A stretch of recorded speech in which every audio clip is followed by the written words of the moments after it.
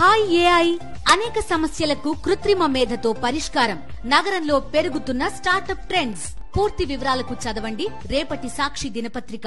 నిజంగా ఇది ఎంత దారుణమైన డైవర్షన్ పాలిటిక్స్ అంటే, ఒకవైపున 100 రోజులు చంద్రబాబు నాయుడు గారి పరిపాలన మీద ప్రజలందరూ కూడా చంద్రబాబు నాయుడు మీద కోపం వెలుపుచుతూ ఉన్నారు.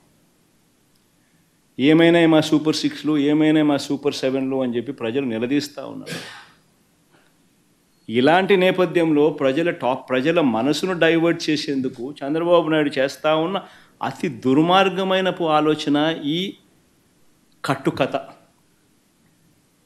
నిజంగా ఈ కట్టుకథ ఎంత దుర్మార్గము అనేది నేను మీ అందరికీ కూడా ఒక కొద్ది నిమిషాలు మీ టైంలో ఇస్తే నేను ఎక్స్ప్లెయిన్ చేస్తా. మీరే ఆలోచన చేయమని చెప్పి కూడా మిమ్మల్ని అందరినీ కూడా నేను కొడతా ఉన్నా. ఇంత దుర్మార్గపు పని చేయగలుగుతారా ఎవరైనా?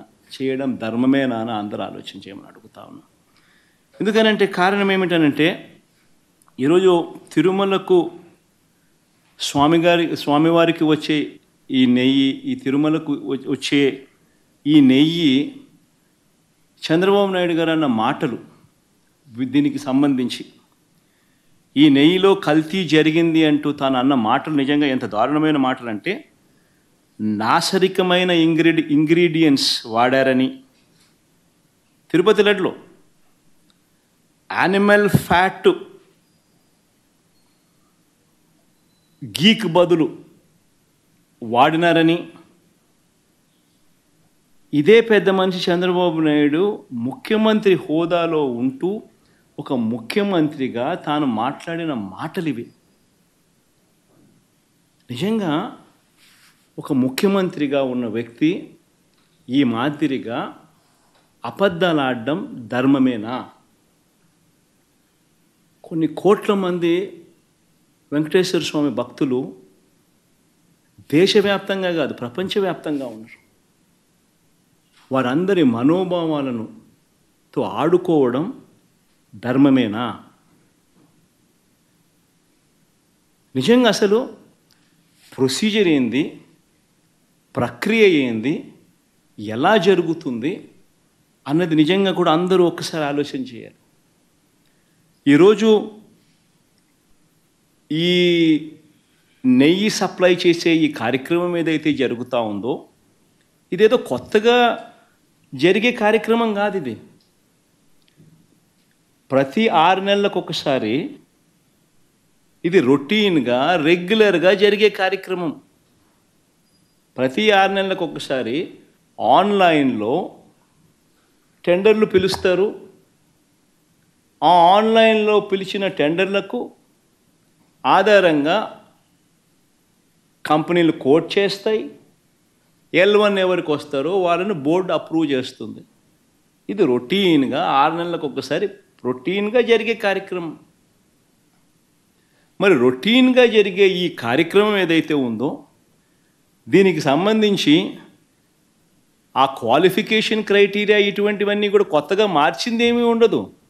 ఎవడు మార్చేది ఏమీ లేదు, కొత్తగా మార్చింది అంతకన్నా లేదు.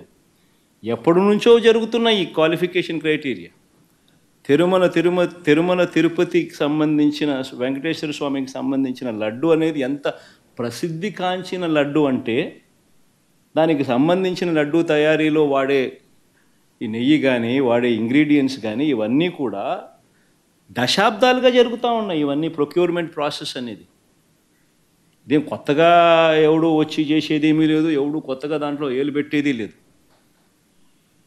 రొటీన్గా జరిగే ఈ కార్యక్రమం, ఈ రొటీన్గా జరిగే ఈ కార్యక్రమం 6 నెలలకు ఒకసారి రొటీన్గా జరిగే కార్యక్రమంలో ఎవరు L1గా వస్తారో వారికి ఇస్తారు.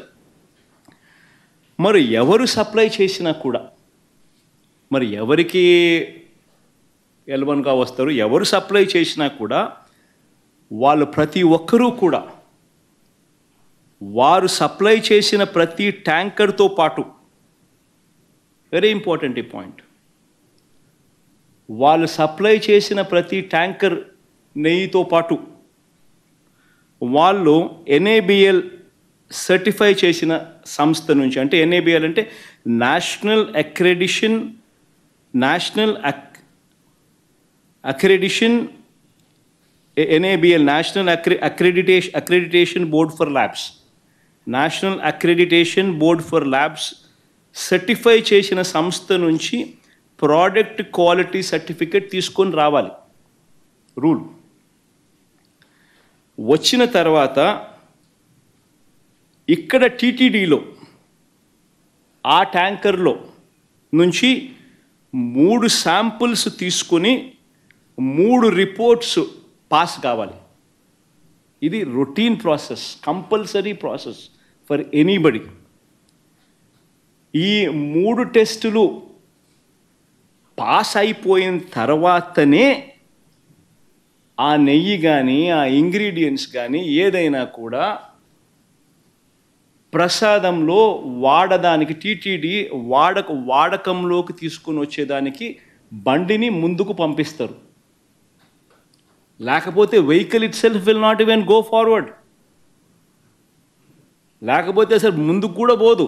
రిజెక్ట్ ఆ 3 శాంపుల్స్లో ఏది పాస్ కాకపోయినా కూడా అసలు నీకు అసలు శాంప్లింగే అసలు నీకు అసలు ఆ బండి ముందుకే పోదు, ఆపేస్తారు, రిజెక్ట్ చేసేసి వెనక్కి పంపించేస్తారు. దట్ ఈస్ ప్రక్రియ. This is compulsory. మరి నేను అడుగుతా ఉన్నది ఒకటి చంద్రబాబు నాయుడు, మరి ఏదైనా కానీ రిజెక్ట్ అయిపోతే అసలు నువ్వు వాడే అవకాశమే లేదు, వాడే పరిస్థితి లేదు. మరి అలాంటప్పుడు అది వాడారని, అవి నాసిరికమని, యానిమల్ ఫ్యాట్ అని ఇలా రకరకాలుగా చెప్పడం అబద్ధాలు కాదా? ధర్మమేనా, న్యాయమేనా అని అడుగుతా ఉన్నా. నేను ఇంకొకటి కూడా అడుగుతా ఉన్నా. ఈ మాదిరిగా ఈ 3 సార్లు ఈ క్వాలిఫై అయిన ఈ నెయ్యి సప్లై చేసే సంస్థ కానీ, ఈ క్వాలిఫై అయిన ఈ సంస్థలు ఎవరైతే ఉంటారో వాళ్ళు national accreditation boards for labs నుంచి సర్టిఫై చేసిన సంస్థ నుంచి ప్రోడక్ట్ క్వాలిటీ సర్టిఫికేట్ తీసుకుని రావడమే కాకుండా ఆ తర్వాత ఇక్కడ టీటీడీలో 3 శాంపుల్స్ తీసుకుని 3 రిపోర్ట్స్ మళ్ళీ పాస్ అయితేనే ఇవి వాడకంలోకి తీసుకొని వస్తారు. మరి అలాంటప్పుడు ఈ కార్యక్రమం కూడా ఇదేదో కొత్తగా ఇప్పుడు జరిగేది కాదు. ఈ ప్రొసీజర్ కూడా ఈ రకంగా 3 శాంపుల్ తీసుకోవడము, ఈ రకంగా 3 శాంపుల్స్ పాస్ అయితేనే దీన్ని వాడకంలోకి తీసుకొని రావడం, ఇవన్నీ కూడా కొత్తగా ఇప్పుడు తీసుకొచ్చినటివి కాదు. ఇవన్నీ కూడా దశాబ్దాలుగా ఉన్నటివి ప్రక్రియ, ప్రాసెస్.